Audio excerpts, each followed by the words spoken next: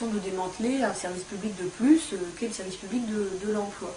Alors il faut savoir par exemple qu'en 2006, dans une région, je crois que c'est en Rhône-Alpes, il y a donc eu un appel d'offres pour que le secteur, je dirais, dont le métier est de retrouver du travail aux demandeurs d'emploi.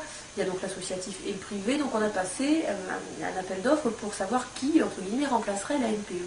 Et étonnamment, toutes les associations en loi 1901 qui se sont positionnées sur ce secteur, qui souvent font ça depuis déjà 10, 15 ou 20 ans, ont été d'emblée exclues de l'appel d'offres, alors que seules les sociétés privées y restaient. Au motif, et là on nage quand même en plein délire, au motif que les associations qui faisaient du reclassement étaient moins chères. Donc sans être un spécialiste du système du passage d'appel d'offres, je suis quand même assez étonnée qu'on exclut d'emblée les personnes qui coûtent le moins cher à la collectivité ou aux ACDIC, puisqu'en l'occurrence c'est plutôt aux ACDIC. Donc je pense qu'il y a vraiment, il faut chercher du sens dans cette démarche qui est de dire on refuse que le secteur non lucratif s'occupe des chômeurs, on veut que ce soit des entreprises avec une volonté de gagner du pognon qui recasent les chômeurs. C'est quand même assez grave. Moi j'ai rien contre l'entreprise, mais je pense qu'il y a des secteurs de la vie, de la société, qui devraient ne pas être mis entre les mains de gens qui cherchent uniquement le profit.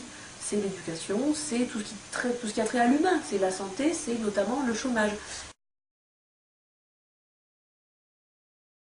Les conseillers à NPE, même si souvent ils ont envie de s'exprimer sur leurs pratiques parce qu'ils subissent quand même au quotidien une violence de part et d'autre, ils ne peuvent pas le faire. On ne peut pas à la NPE dire, sans aller jusqu'à sa colère, on ne peut même pas dire son mécontentement. Pourquoi? Parce qu'il y a une circulaire d'Agemo parue, la date m'échappe, mais bon, il y a quelques années, sous le gouvernement Jospin, et qui précise que les agents du service public de l'emploi, donc au départ c'était principalement pour ceux de la DDTE, Direction du Travail, mais aussi de la NPE et de l'AFPA, et bien ces gens-là ont un devoir de réserve particulièrement musclé et encore plus costaud que par exemple les agents des impôts. C'est quand même un peu incroyable, mais il est écrit quelque chose comme étant donné que les informations auxquelles nous avons accès sont des enjeux importants, etc., il nous est expressément demandé, sous peine de sanctions pouvant aller jusqu'au licenciement et jusqu'aux sanctions pénales, jusqu'au paiement d'amende, il nous est expressément demandé de nous taire.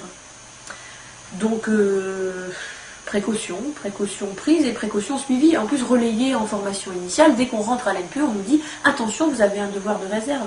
Alors que ça préserve les chômeurs qu'on reçoit et les employeurs qui nous confient des choses ou des problèmes, ça je peux le comprendre, mais moi je crois qu'on est surtout dans un processus complètement antidémocratique, notamment au niveau des chiffres, parce que tous les